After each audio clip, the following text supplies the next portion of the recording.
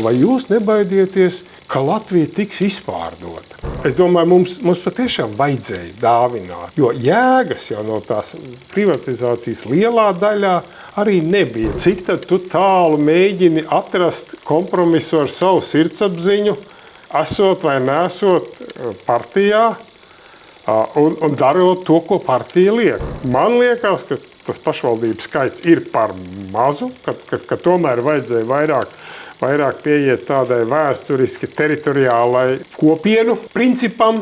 Kā tu domā, kāpēc Egīls Levits tika noņemts no distances uz otro pārvēlēšanu? Tas nebija viņa amplua. Būs kāds vienmēr neapmierināts.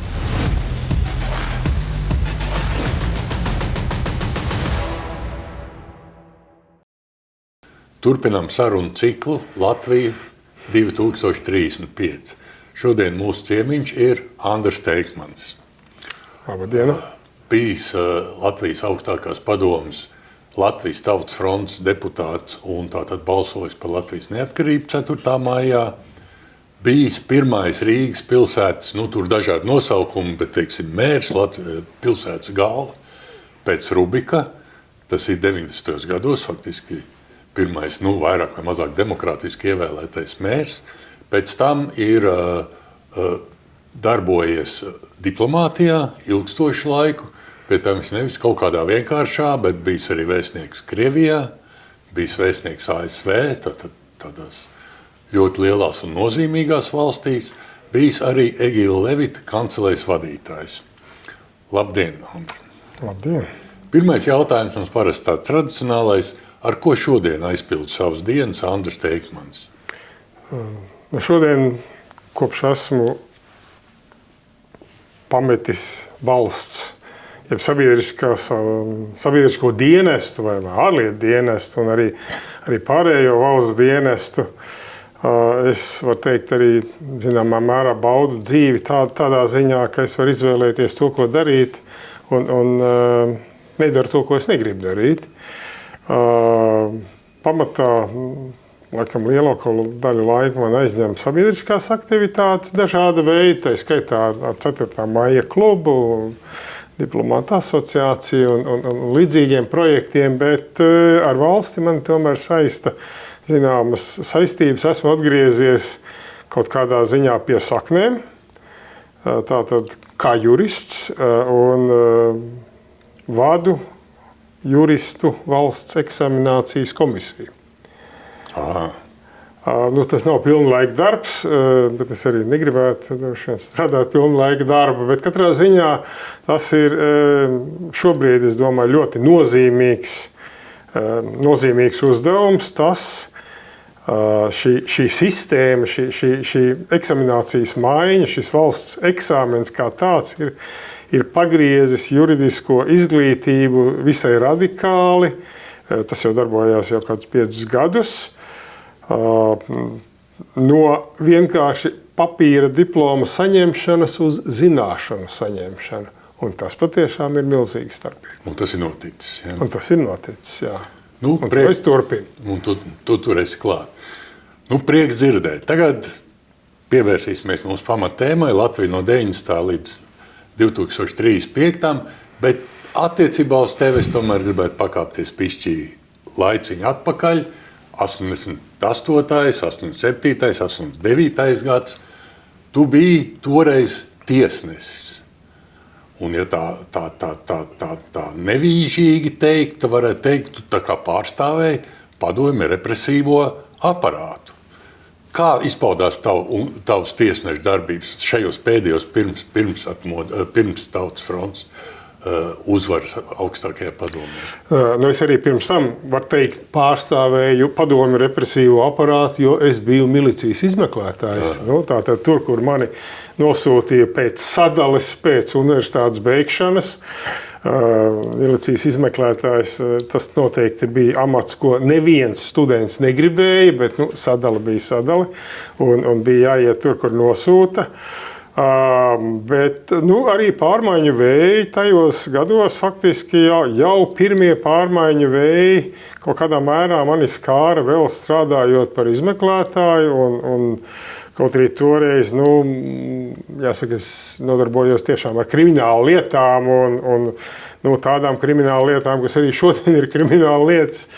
Bet toreiz es arī sapratu, ka ir lietas, ko es patiešām negribu darīt un nedarīšu. Piemēram, 87. gadā, man liekas, 14. jūnijā vai arī 23. augusts tas bija. Es speciāli pieteicos dežūrā pa pilsētu. Es biju dežūra izmeklētājs pa pilsētu, lai mani neaizsūtītu te kaut kur klaiņot apkārt ap brīvības pieminekli un darīt to, ko es negribu darīt. Līdzīgi kaut kā bija arī 18. novembrī, un tad es vienkārši saslimu, lai vispār mani liktu mierā, jo es arī netaisījos iesaistīties nekādās milicijas aktivitātēs. Tas vēl bija 87. laiks. Kamēr jau 88. laikā, tajā laikā, kad es kļuvu par tiesnesi kļuvu 88. gada sākumā. Arī nebija viegls process, starp citu. Toreiz milicijas vai iekšlietu pārvaldes šefa vietnieks, tāds diezgan leģendāra personība, Gončarenko, kas pēc tam ļoti aktīvi vēl pēc visām izmaiņām strādāja Piedņestras valdībā kā iekšlietu ministrs. Viņš man teica, mēs tev tūlīt aizsūtīsim uz Afganistānu, tu nemaz nemēģiniet prom no milicijas. Nē, bet tauta man ievēl pa tiesnesi. Kā es varu pretoties tautas gribai? Tur viņam argumenti pietrūka, protams.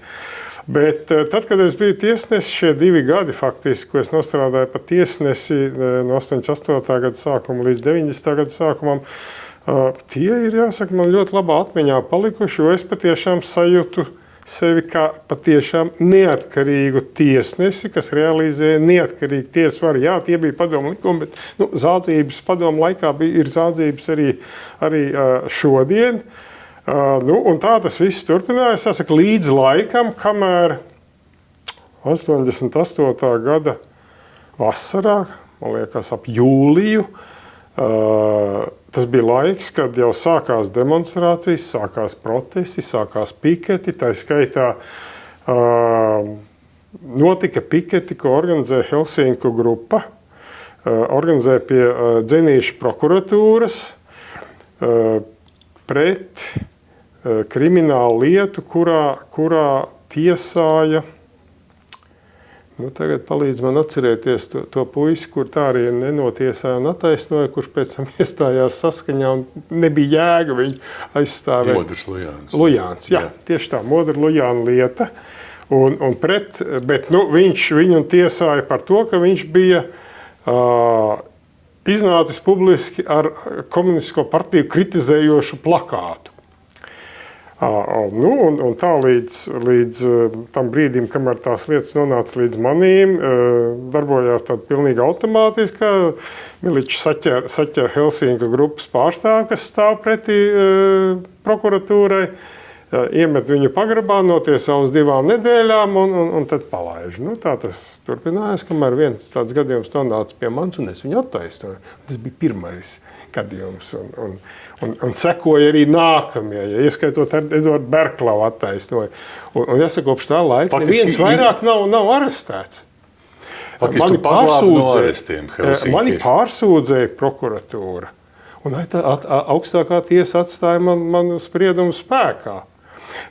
Toreiz tomēr tam laikam arī bija nozīme, ka tiesā pamatā strādāja latvieši. Jo tiesās tomēr vajadzēja zināt to latviešu valodu. Milicijā toreiz 85% bija nelatvieši. Un tur nebija īsti obligāti zināt latviešu valodu. Tā bija tā milzīgā starpība. Bet tas bija tas laiks, kad arī sāka pūst šie pārmaiņu vēji, un tad mēs arī tādi 5 juristi, es un Uģis Grūbe un Egīls Radziņš, kas vēl tur bija, Agris Nagliņš, man liekas, var cikot, mēs iesniedzām, toreiz sāk veidoties Tautas fronte, mēs iesniedzām iesniegumu Benjamiņa namā. Te mēs esam, ja jums ir vajadzīga juridiskā palīdzība, esam gatavi to darīt. Nu, tā sākās faktiski jau toreiz strādājams par tiesnesi un arī milicijā. Tu zināmā mērā jau bija ierakuma otrā pusē. Jau. Nu, es pilnīgi noteikti zināju, ka es esmu ierakuma otrā pusē, bet bija dažādas iespējas to ne tikai zināt, bet arī rīkoties. Skaidrs, labi. Nu, tagad ķeramies pie 90. gadiem, un mans tāds standarta jautājums visiem ir runājot par 90. gadiem, vienkārši tā paanalizējot. Kas ir tāds, kā tu domā, ko mēs varējām darīt savādāk, nekā mēs izdarījām 90. gados, un varbūt kas ir tāds, ko mēs neizdarījām, ko vajadzēja darīt. Kas vēl, kam varbūt ir arī zinām ieteikumi vēl līdz šodienai? Nu, tas bija laiks, kad sākās patiešām šīs lielās fundamentālās reformas. Nu, viens bija privatizācija. Privatizācija bija vajadzīga. Neviens nezināja, ko tas īsti nozīmē. Mēģināja atrast kaut kādu vācu trojhanda pieredzi, vēl kaut ko citu. Es domāju, toreiz, un ne tikai toreiz, faktiski arī šodien. Toreiz tas, kas varēja būt citādāk, prasīja lielāku drosmi. Drosmi attiecībā uz sabiedrību. Jo toreiz es uzskatu, ja mēs būtu, varbūt vienkārši sakot, dāvinājuši vai par simbolisku maksu tomēr privatizējuši savus uzņēmumus citu valstu uzņēmumiem, investoriem. Tad mēs noteikti būtu tikuši tālāk nekā atdot, teiksim, esošo uzņēmumu vadībai, kura faktiski to uzņēmēja darbības veidu, kāds notika attiecīgā uzņēmumā, lielākoties izbeidza. Nekas nenotika, un sāk nodarboties ar nekustamo īpašumu biznesu, ar tām ēkām, būvēm, iekārtām, kur tas viss notika.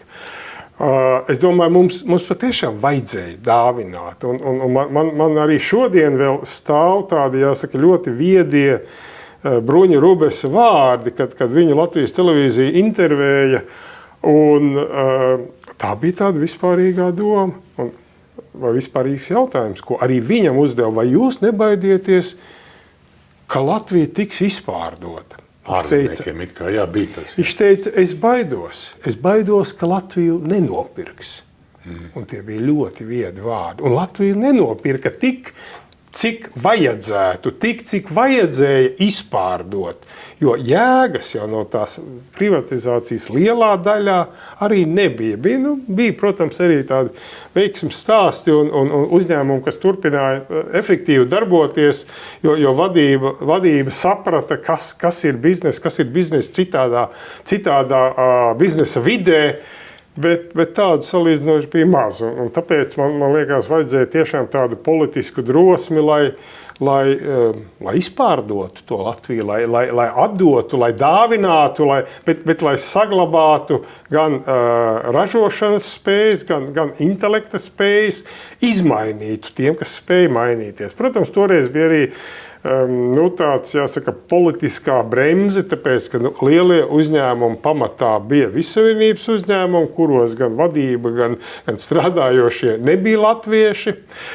Un tas arī, ņemot vērā, ka toreiz vēl tāds pietiekami nozīmīgs jēdziens bija darba kolektīvi, kas ietekmēja tiešā veidā politiku, kas varēja organizēties politisku mērķu labad.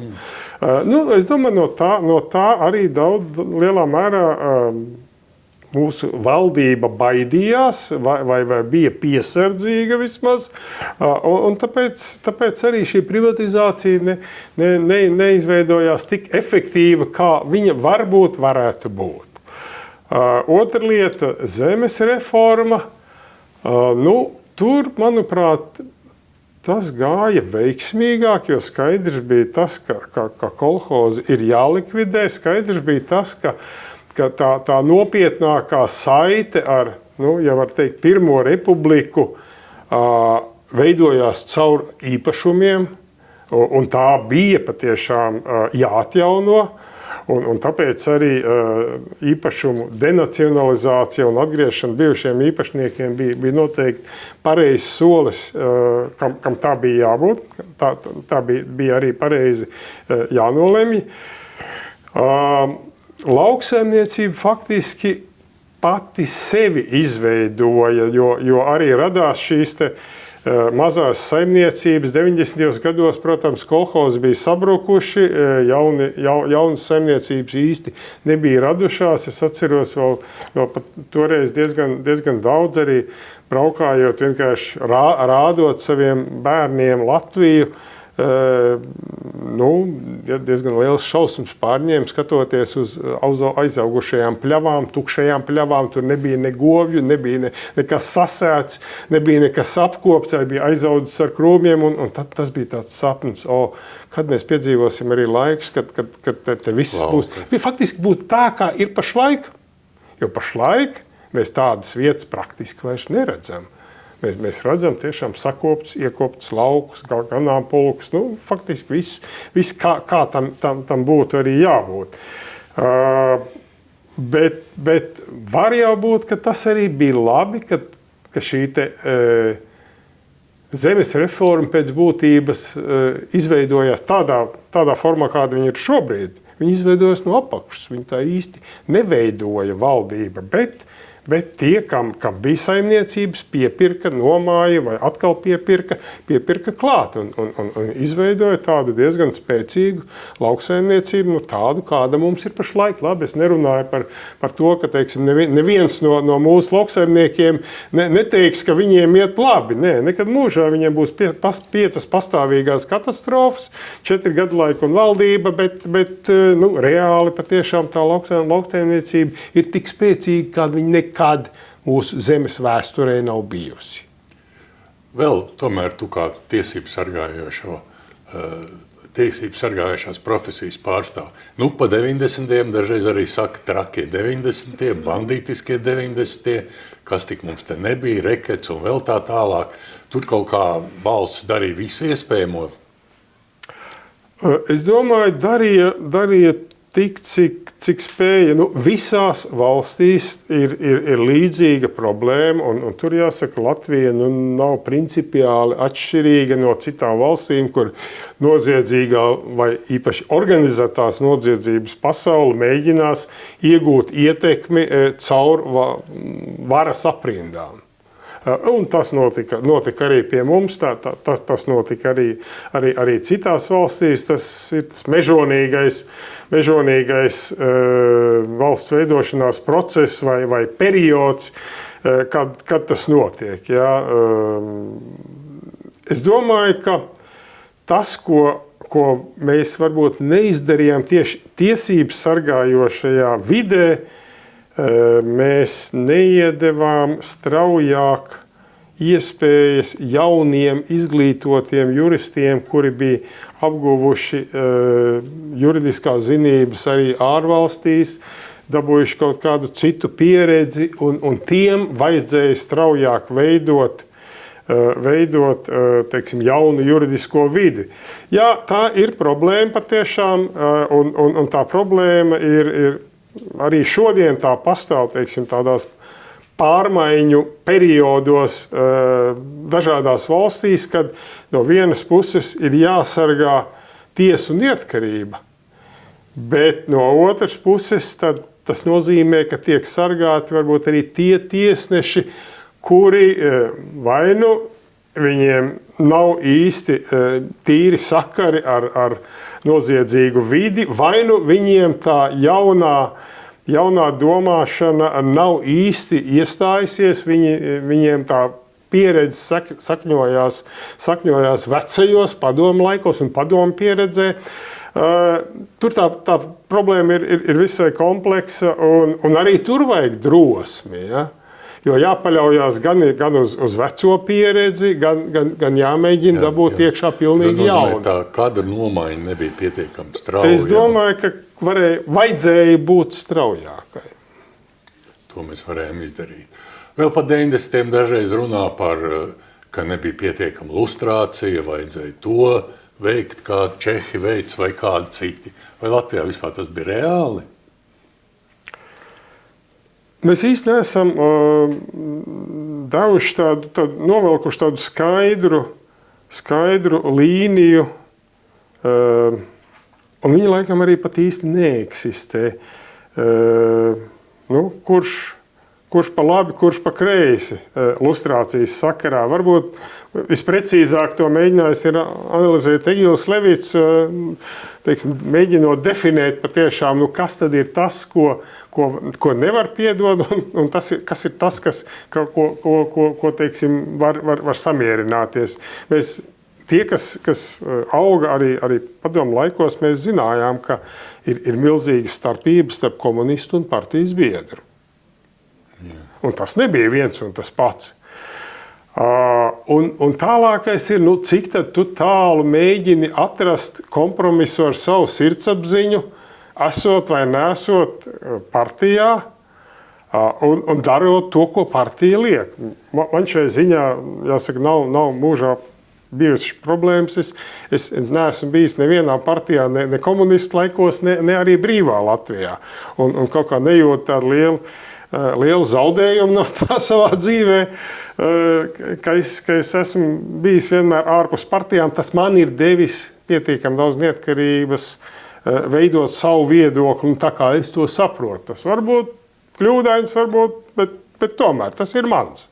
Un to neietekmē. Es neesmu saistīts ar kaut kādu partiju, kuras līnijai man būtu jāpieslienās.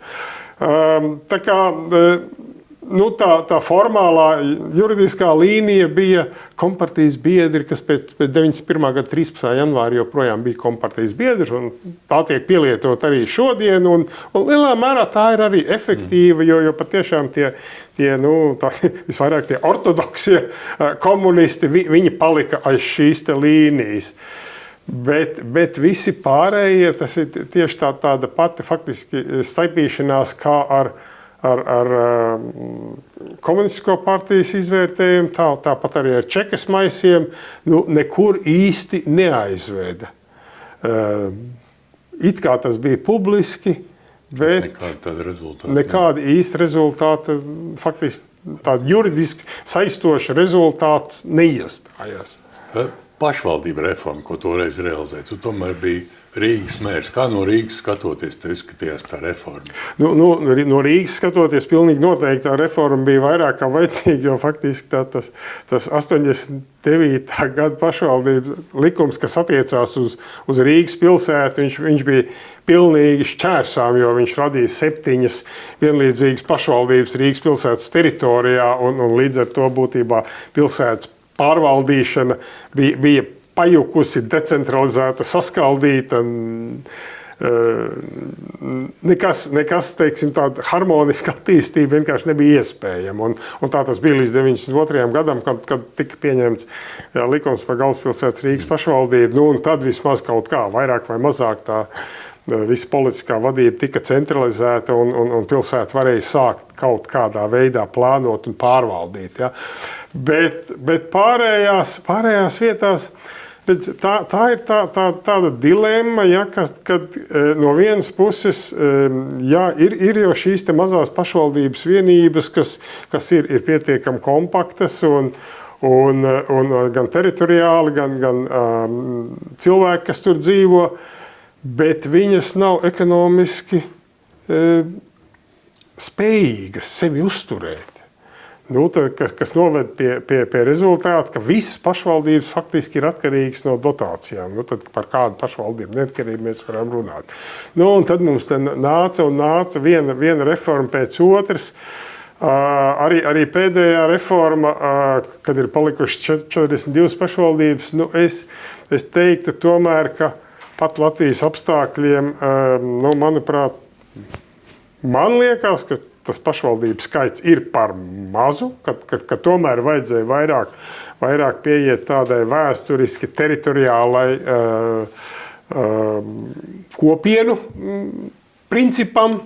lai veidot pašvaldības, pašlaik, ja mēs skatāmies, tad Dienvidu Kurzemes pašvaldība ir no Pāvila ostas līdz kaut kur Nicai. Ja? Tas ir pilnīgi milzīgi 200 km attālums, ja? No viena gala līdz otram.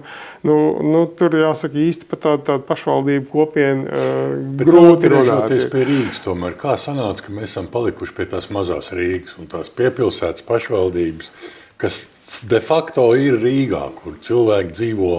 Un es domāju, ka tas arī būtu jāmaina, jo faktiski gan Mārupe, gan Ādaži, tās pašvaldības, kas faktiski ir tādi Rīgas atavismi, ja, kur cilvēki dzīvo, tāpēc, ka viņi grib tikt prom no Rīgas trokšņa, bet visi strādā Rīgā.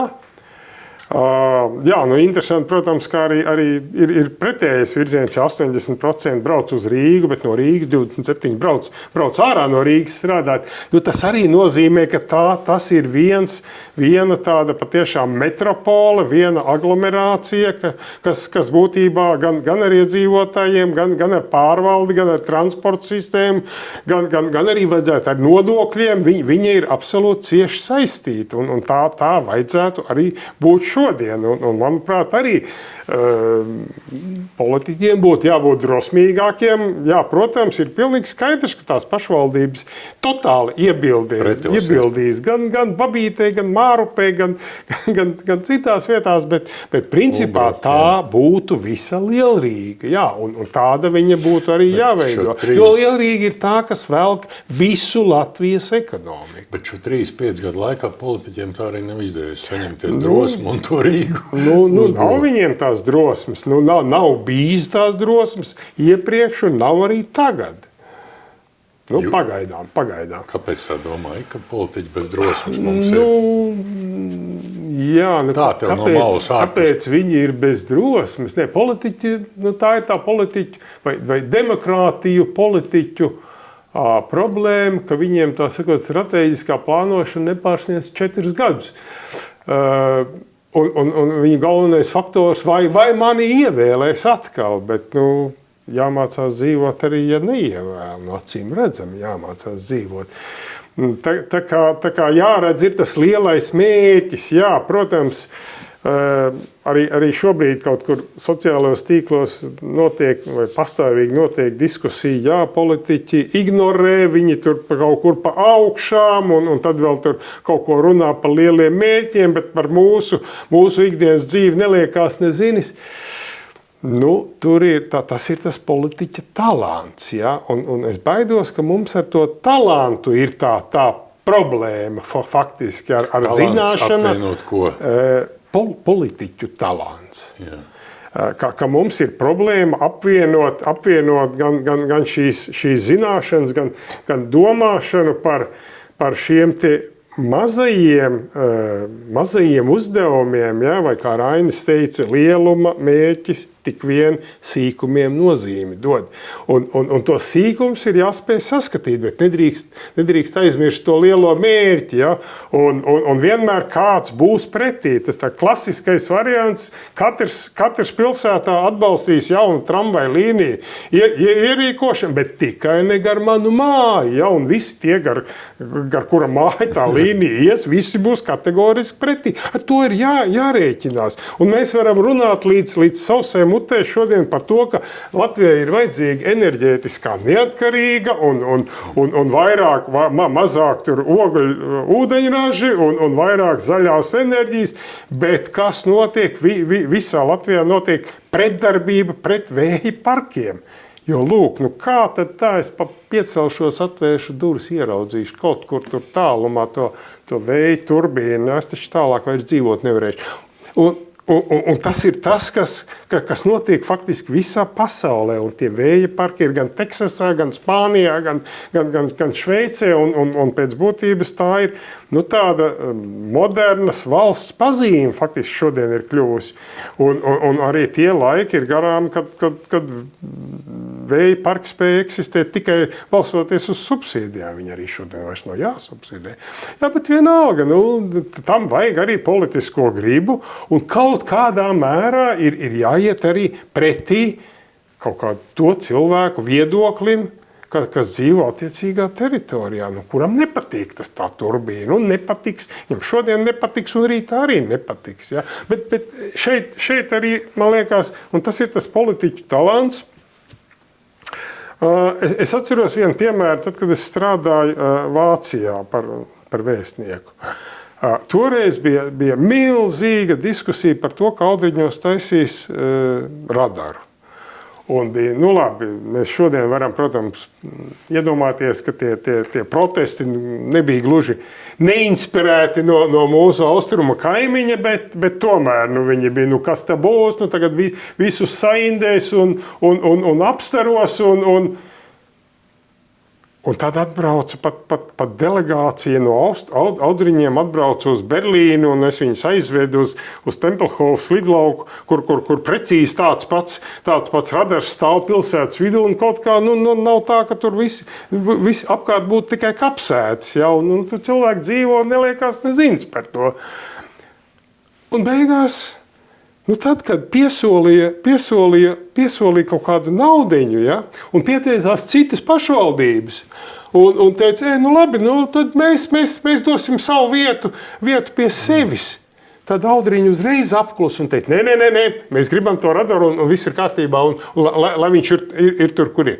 Redziet, tur arī vajag politisko talantu, lai atrastu to atslēgu gan cilvēku sirdīm, gan prātam, lai spētu viņu pārliecināt, vai nepārliecināt, tad vismaz teiksim, ka viņš nav aktīvs protestētājs par to.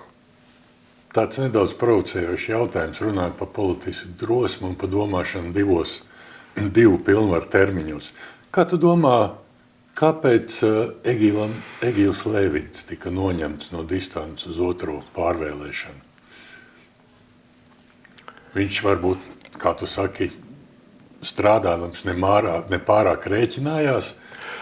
Varbūt arī, jo redziet, tai laikā, teiksim tā, sabiedrības tāda ļoti liela prasība bija, vajag patiešām vienu ļoti gudru valsts prezidentu, un Egīls tiešām tāds bija. Ir joprojām, viņam ir akadēmiskas, viņam enciklopēdiskas zināšanas, viņš ir viens no tiem, jāsaka, es domāju, retajiem mūsu prezidentiem, kurš varēja ar jebkuru pasaules valstu prezidentu runāt vienā acu augstumā. Gan Fidži prezidentu, gan Amerikas Savienoto Valstu prezidentu. Jo viņš bija ļoti spēcīgs savā intelektā un zināšanās. Bet varbūt viņš bija pārāk tāds akadēmisks, un viņš saprata, kā lietas notiek, un saprata tās akadēmiski. Varbūt viņam pietrūka empātijas pret cilvēkiem, bet protams, laiks nebija veiksmīgs, kad vispār Covids nokāva pilnīgi visu iespējamo saskarsmi ar cilvēkiem, jo nedrīkstēja to darīt. Ja? Un ar to ekrānu vien jau kaut kā tu tā... Selfijas ar sunīšiem, kaķīšiem, ar velosipēdu. Redz, tas nebija viņa amplua, ja, absolūti. Ja, viņam bija svarīgi, kas ir tā doma, ko viņš pasaka. Ja, un tāpēc viņu joprojām aicina visā pasaulē uz dažādām konferencēm, lai viņš dalītos savās domās, un viņš to arī dara. Ja, un viņam svarīgākais bija saturs, ko viņš pasaka. Ja, un to viņš teica dažādās pasaules valstu vietās. Ja. Labi, nedaudz par šodienu. Tomēr mans jautājums arī tāds tā kā nedaudz provocējošs. Tomēr esam Eiropas Savienībā, diemžēl ne tajās pirmajās vietās, bet kaut kur aizmugurē, un Baltijas valstu vidū arī pašlaik esam godpilnā 3. vietā. Kā tu domā, tu neesi nevienā partijā, tu tā bišķi varbūt no malas to var redzēt. Kas ir tās problēmas, kāpēc mēs tomēr klūpam šodien? Es domāju, ka joprojām tas ir tas politiskās drosmes trūkums. Ja? Un tas atspēlējās pilnīgi vienmēr visās valstīs. Ja? Un mēs varam meklēt tādus piemērus, ja? kad valsts varētu pagriezties, bet bija sabiedrības nesapratne, bija pret kaut kādu vajadzību, sabiedrība vai daļa kāda no sabiedrības bija pret kaut kādu reformu. Tam politiķiem ir jāapzinās, ka tie nav tikai vārdi. Politiķiem jāpieņem nepopulāri lēmumi. Es tagad sāku domāt, cik tad tādus nepopulārus lēmumus mūsu pēdējos gados politiķi ir pieņēmuši. Nav tādu daudz. Un tad sākās kompromisa meklēšana, un beigās tas lēmums kaut kur pilnīgi izkūp un izgais birokrātisko paragrāfu procedūrās. Un beigās ir process, un par kuru var ļoti labi atskaitīties. Jā, šī reforma ir ļoti vajadzīga. Mēs esam noturējuši 3 sanāksmes par to, ir nodibināts vēl 5 darba grupas. Viņas ir ļoti intensīvi strādā, un viņas turpinās strādāt un veidot un saskaņot viedokļus. Tā lai visi būtu iekļauti, lai sabiedrība būtu apmierināta. Tā nekad nebūs. Tā nebūs. Būs kāds vienmēr neapmierināts. Un ar to ir jārēķinās. Un tam ir jātiek pāri ar stingru politisku viedokli. Jā, mans variants ir labāks, tāpēc ka. Bet lai pateiktu tāpēc ka, ir jābūt zināšanām. Un, diemžēl, šodien, es teiktu, lielai daļai ļoti, ļoti prasītos vairāk politiskās izglītības. Un tas ir tas, ko savā laikā arī Egils Levits iesniedza, un kurš arī izčākstēja kaut kur varas atvilktnēs Saeimā par to, ka jāsadala, jo visas partijas, protams, bija ārkārtīgi laimīgas par viņu priekšlikumi, ka partijas dabūs valsts finansējumu, un tas ir pareizi. Un tas ir pareizi, tas bija pareizi toreiz, un tas ir pareizi arī šodien, jo tas kurš maksā, tas pasūta mūziku. Un tā tad nosacīt sabiedrība ir tā, kas pasūta šo mūziku. Bet ja tu kā partija vienkārši lietas to naudiņu kopā un saka, beidzot, pēc 4 gadiem es viņu tā kārtīgā kampaņā notērēšu, tad tam nav īsti jēgas. Tāpēc, ka tas jau ir tas svarīgais, lai arī tie partijas biedri būtu vairāk izglītoti nekā vidusmēra vēlētājs, lai viņi spētu tam vēlētājiem kaut ko pateikt, un priekš tam jau arī tā nauda Egila Levita izpratnē bija domāta, bet Saeima viņu vienkārši noraka, un tur arī bija partijām liela vienotība, tā teikt, lai noraktu un glabātu priekšvēlēšanu kampaņām, kas ir nepareizi. Jo šodien, uz to tagad varbūt mēģina spēlēt Alvis Hermans. Jā, es gribēju jautāt par šo. Lūk, ir šis te klusējošais vairākums, kas vienmēr būs tā, ka partijām būs līderi un lokomotīvs, un tā tam ir jābūt. Politika tā darbojās, ja? bet arī tie vagoni, ja? lai viņi nav tukši, lai viņiem ir kāda zināšanas. Tāpēc arī Egils piedāvāja, ka tur vismaz 30% no tās sabiedrības naudas ir jādod izglītošanai. Politiķu izglītošanai ārkārtīgi svarīgs noteikums, ja? bet nekas no tā nav noticis. Tā nebūtu arī tāda brīnuma atslēga, ja? Tagad visi kļūst ģēniji. Nē, nekļūst ģēniji, bet pēc 5 gadiem un pēc 10 gadiem viņi būs gudrāki nekā viņi ir šodien. Un tas jau ir tas mērķis. Ja? Un tad varbūt nākošos 40 gadus mēs varēsim dzīvot mazliet drošāk, ka politiķi spēs plānot arī tālāk nekā 4 gadus. Ja? Tā kā šīs izglītības politiskās izglītības trūkums. Un tās, protams, ir 2 dažādas lietas. Ja? Talants politikā un politiskā izglītība vienmēr neiet roku rokā. Ja, bet vai arī tu vari būt politiski izglītots, bet ja tev nebūs tā politiskā talanta, tad tu būsi tur, kur tu būsi. Ja? Bet katrā ziņā, ja tev šīs zināšanas būs politiskās, tad tu varēsi izdarīt vairāk un efektīvāk. Bet, ja mēs runājam par 2035, tu principā esi optimists par Latvijas iespēju 35. sasniegt zinām. Man īstenībā vairāk interesē 30. Jo? Tad būs pagājuši 40 gadi. Jā. Un mums Mūzus nav bijis, bet 40 gadi ir būtībā 2 paaudzes. Tās paaudzes, kas nezina, kas ir padomju laiks, nezina, kas ir okupācija, nezina, kas ir nebrīve, kas ir dzimuši brīvībā un kas spēj dzīvot brīvībā. Un tā ir milzīga lieta, un tā ir milzīga starpība. Ja, tāpēc man liekas, tas nogrieznis 30 gadi pat tā kā liktos vēl nozīmīgāks. Bet jā, es domāju, ka... Kas mums būtu šodien jāizdara, lai to 30. mēs tā cieņpilni sagaidītu?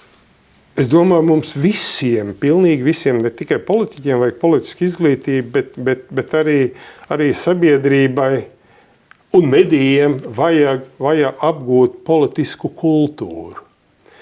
Jo problēmas jau ir ne tikai politiķos. Problēmas ir arī sabiedrībā. Jo kaut ko nesaprotot, pateikt skaļi, tas nedod to labāko rezultātu. Un ja tu joprojām nesaproti, tad teikt, bet viss ir slikti un kāds cits ir vainīgs pie tā, ka es neprotu dzīvot labāk. Arī tā ir pietiekami bieži gadījumi. Un diemžēl arī mediju vide to tā īsti nemāca izmainīt.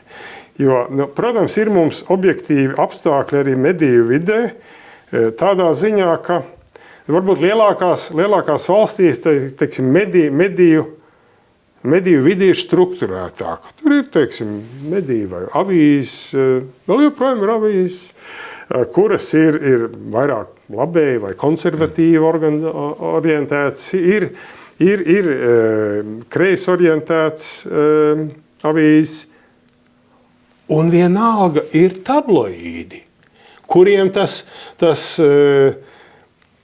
tvērums ir daudz lielāks, un šodien, teiksim, Bild Zeitungam ir daudz lielāka auditorija nekā Frankfurter Allgemeine. Ja? Un Sun vai Daily Mail pilnīgi noteikti ir lielāka auditorija nekā Times.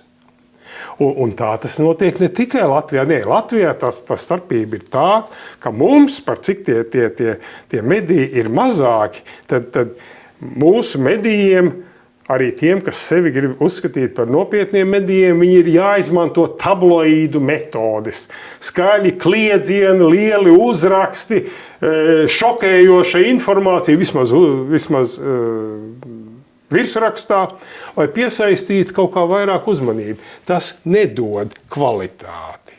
Tā kā, es gribu cerēt, ka tomēr mēs mācīsimies mēs pirmkārt spēsim saprast savas kļūdas.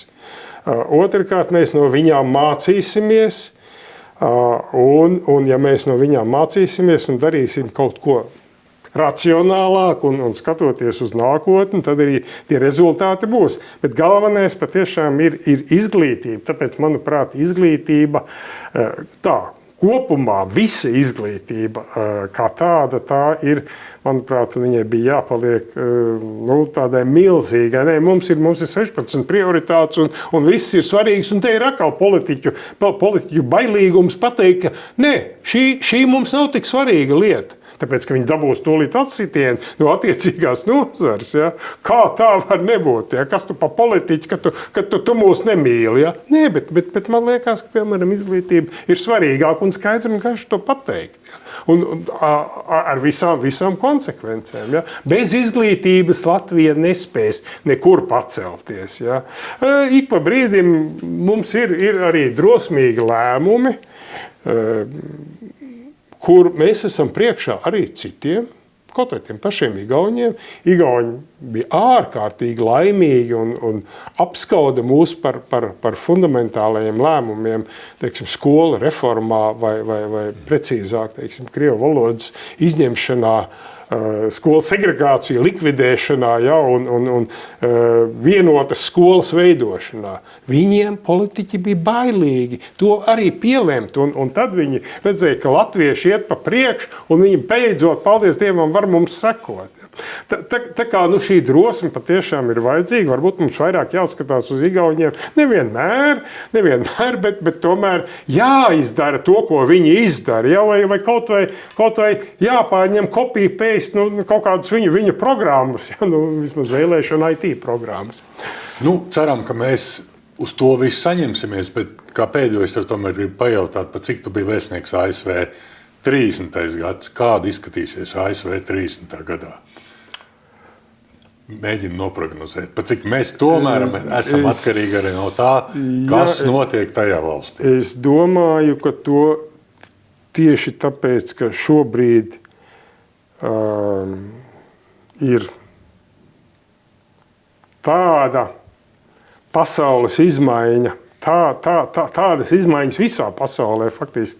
Viņu ir ārkārtīgi grūti prognozēt, jo spēlētāji ir lieli un būtībā tā ir tāda atkal sākusies tāda cīņa par pasaules pārdali, bet no otras puses arī viena objektīva, globāla nepieciešamība tomēr ievērot zināmus noteikumus. Un tos 30 gadus pirms iepriekš varbūt notika pārāk daudz paļaušanās uz to, ka tie globālie noteikumi paši visu atrisinās. Mēs draudzēsimies, vedīsim diplomātiskas sarunas, tirgosimies, noņemsim visas barjeras, un tad pasaule kļūs labāka un viss atrisināsies no sevis. Nē, tas nenotika tā. Tāpēc, ka pasauli pārvalda joprojām cilvēki, un viņi nevēlās sekot pēc izdomātiem noteikumiem. Ja? Un valstu intereses nevienmēr iet līdzās šiem te gribētajiem noteikumiem. Tātad šī pasaules ietekmes pārdales process joprojām turpinās. Kāds viņš būs 30. gadā, es vispār neņemos teikt. Jo tas ir atkarīgs arī no personībām. Jā. Kādas tajā laikā būs pie varas.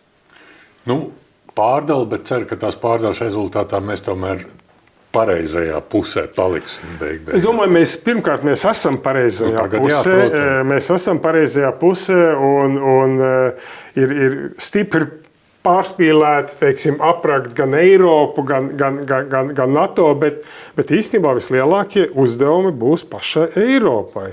Un arī mums būs jāizmaina sava attieksme pret Eiropu un diezgan fundamentāli jāizmaina.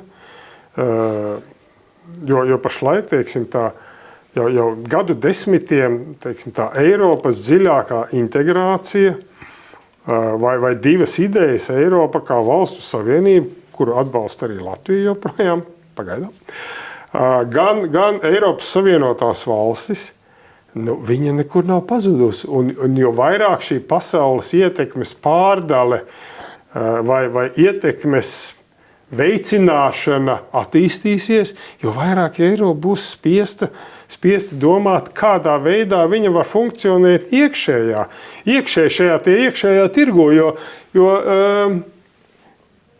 Amerikas kompānijas, viņām ir šī milzīgā priekšrocība, ka viņas spēj izlausties vienotam Amerikas tirgum, kas ir daudz vienkāršāks salīdzinoši nekā vienotais Eiropas tirgus. Tātad šis vienotais Eiropas tirgus vēl ir jārāda. Pagaidām tas ir tikai politisks lozungs, un tas ir vajadzīgi, bet nav Eiropā tāda kompānija, kas pēc lieluma būtu spējīga samēroties ar Amerikas kompānijām. Viena ir, Airbus, kas ļoti veiksmīgi konkurē ar Boeingu pasaules tirgu, bet tikai tāpēc, ka Eiropa apvienojās viņu izveidojot. Tā tad arī mums ir jāveido citas tikpat mums, es domāju, Eiropā ir jāveidot citas tikpat līdzīgas kompānijas, lai konkurētu gan ar Amerikas, gan ar Ķīnas kompānijām. Vienas pašas atsevišķas dalībvalstis to nespēja un nespēs. Skaidrs. Tas nozīmē, lai 2030. vai 2035. gadu tā cienīgi sagaidītu, daudz mājas darba pašiem jāizdara, un daudz, kas arī jādara starptautiskā arēnā. Ja? Es domāju, ka pirmkārt mums ir jāgrib kaut ko darīt, un latvietim ir jābeidz būt pieticīgam. jābeidz radīt mazas, skaistas, unikālas lietiņas, bet jāuzstāda pirmā ambīcija iekarot pasauli. Kā to izdarīs Traumas komanda? Ļoti labi. Ar šo optimistisko, frāzi mēs arī beigsim. Paldies, Andri, par sarunu. Paldies, ka skatījāties. Tiekamies pēc nedēļas.